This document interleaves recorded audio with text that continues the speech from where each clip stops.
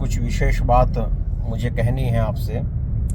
अभी एक वीडियो बहुत ज़्यादा प्रचारित हो रहा है कथावाचक का, और वो कह रहा है कि हमारी हिंदुओं की बहन बेटियों को गायत्री मंत्र पढ़ने का या वेद पढ़ने का कोई अधिकार नहीं है, और यदि कोई हिंदू बहन बेटी बहू ऐसा कर रही है तो वह पाप कर रही है। उसके कई प्रकार के विरोध भी विद्वानों के द्वारा किए गए। मित्रों, चूंकि मैं महर्षि दयानंद का अनुयायी हूँ और आर्य समाज को बिलोंग करता हूँ, तो आर्य समाज की बात तो मैं रखूँगा, परंतु आर्य समाज की बात पर तो ये ऐसे मूर्ख कथावाचक कहेंगे कि आर्य समाज तो पुराणों को मानता नहीं है, और पुराणों में ऐसा कहा गया है, स्त्री शूद्रो नाधीयताम, स्त्री और शूद्र को वेद पढ़ने का अधिकार नहीं है या मंत्र गायत्री मंत्र आदि बोलने का अधिकार नहीं है। मित्रों, मैं इससे अलग थोड़ी सी बात करूंगा। 1942 में मदन मोहन मालवीय जी जिस समय काशी हिंदू विश्वविद्यालय के संरक्षक थे, उस समय एक भारत की बेटी कुमारी कल्याणी वो वेद विभाग में एडमिशन लेकर वेद पढ़ने की इच्छा को मन में रखे हुए काशी हिंदू विश्वविद्यालय में वेद विभाग में प्रवेश लेने के लिए गई। तब तथाकथित उस समय के धर्माचार्यों ने उसका पूर्ण विरोध किया और मदन मोहन मालवीय जी से जाकर कहा कि स्त्री को वेद मंत्र या गायत्री मंत्र या वेद पढ़ने का कोई अधिकार नहीं है, क्योंकि यज्ञोपवीत कराने का अधिकार करने का अधिकार इनको नहीं है, यज्ञोपवीत पहनने का नहीं है, और यज्ञोपवीत विद्या का चिन्ह है, इसलिए विद्या का चिन्ह नहीं है तो उनको वेद विद्या की प्राप्ति के लिए भी इनका अधिकार नहीं है। मित्रों, उस समय मदन मोहन मालवीय जी ने बहुत सारे भारत के विद्वानों से संपर्क किया, आर्य समाज के विद्वानों से भी संपर्क किया, और बहुत समय तक वो डिबेट चलती रही कि स्त्रियों को वेद पढ़ने का अधिकार है या नहीं है। तब सब कुछ गहन चिंतन होने के पश्चात, इसमें मैं आर्य समाज की बात नहीं कर रहा हूँ, जो हिंदू धर्म के पुनर्संस्थापकों में और हिंदू धर्म में जिनको ऋषि तक कहा गया, वे बहुत श्रेष्ठ आत्मा विद्वान मदन मोहन मालवीय जी ने सभी हिंदू बड़े बड़े तत्कालीन विद्वानों को बुलाकर विचार विमर्श करके यह घोषणा की कि वेद शास्त्रों दर्शनों सबके आधार पर महिलाओं को भी वेद पढ़ने का गायत्री मंत्र बोलने का उतना ही अधिकार है जितना पुरुषों को है। ये जो वेद है या गायत्री मंत्र है, ये परमात्मा का ज्ञान है। परमात्मा की प्रत्येक वस्तु पर उसके प्रत्येक पुत्र पुत्री का समान अधिकार है। तब मदन मोहन मालवीय जी ने प्रथम बार भारत की बेटी कुमारी कल्याणी को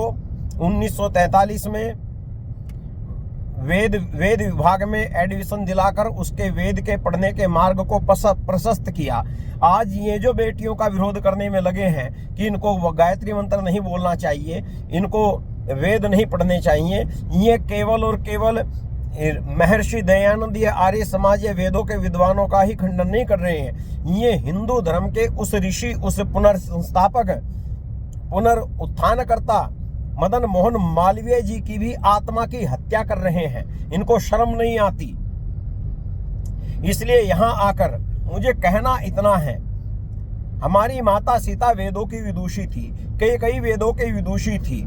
और बहुत सारी ऋषिकाएं हमारी लोपा, मुद्रा, विश्ववारा आदि, सकीता आदि, जिन्होंने वेदों के गूढ़ मंत्रों की व्याख्याएं की हैं, आत्म साक्षात्कार किया है, और यहाँ तक कि हिंदू धर्म के पुनर्संस्थापक आदि शंकराचार्य का शास्त्रार्थ जब मंडन मिश्र से हुआ वेदों के विषयों पर ही हुआ, दर्शनों के विषयों पर हुआ, उस समय उन दोनों महाविद्वानों के ऊपर जज किसको बनाया जाए, उनसे बड़े विद्वान की आवश्यकता थी, जिसकी वेदों में गति उनसे भी ज्यादा हो। जब उस समय कोई पर्याप्त विद्वान नहीं मिला, तो मंडन मिश्र की पत्नी उभया भारती उस समय उन दोनों की जज बनी, अध्यक्षा बनी, और उन्होंने निर्णय देना प्रारंभ किया। मित्रों, मैं जानना चाहता हूं, जब वेद पढ़ने का, गायत्री मंत्र आदि पढ़ने का अधिकार नहीं था, उभया भारती किस आधार पर ऐसे विद्वानों के शास्त्रार्थ की अध्यक्षा बनी, जज बनी, निर्णायक बनी? ये बहुत बड़ा एक वाम काल भारत में चला था, जिसमें एक झटके में भारत की आधी आबादी स्त्री और 20% आदि शूद्र, जिनको विद्या से दूर कर दिया गया था, विद्या से हटा दिया गया था। और जिस देश की 70% आदि को निरक्षर अंगूठा छाप कर दिया जाए, वो देश गुलाम नहीं होगा, वो देश पद्दलित नहीं होगा, उस देश में अराजकता नहीं बढ़ेगी, उस देश में अंधविश्वास नहीं फैलेंगे। इसलिए हाथ जोड़कर विनती करता हूं उन कथावाचकों से कम आज 21वीं सदी में भारत जिस समय पूरे विश्व का नेतृत्व करने की क्षमता के साथ खड़ा हुआ है, उस समय आपकी इन दकियानूसी बातों से पूरे विश्व में भारत में स्त्री की स्थितियों की क्या परिभाषा गढ़ी जाएगी, किस दृष्टि से भारत की ज्ञान परंपरा को लोग देखेंगे, इसके विषय में सोच समझकर कुछ बोलो। ये आपकी बात बिल्कुल गलत है। अगर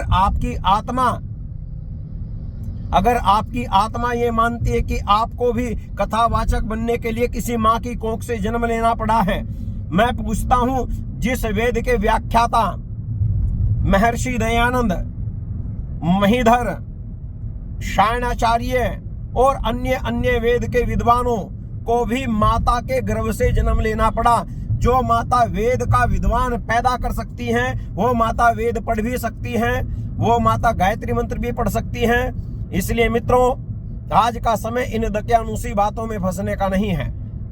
बहुत इतनी ही बात कहनी थी। सुबह से समय नहीं मिला, कई दिनों से सोच रहा था, प्रचार कार्य बहुत गति से चल रहे हैं, समय नहीं मिल पा रहा है, इसलिए आज रास्ते में ये वीडियो बनाने की मैंने कोशिश की। मेरी बात आप तक पहुंची होगी। इसे ज्यादा से ज्यादा शेयर करें। बहुत बहुत धन्यवाद।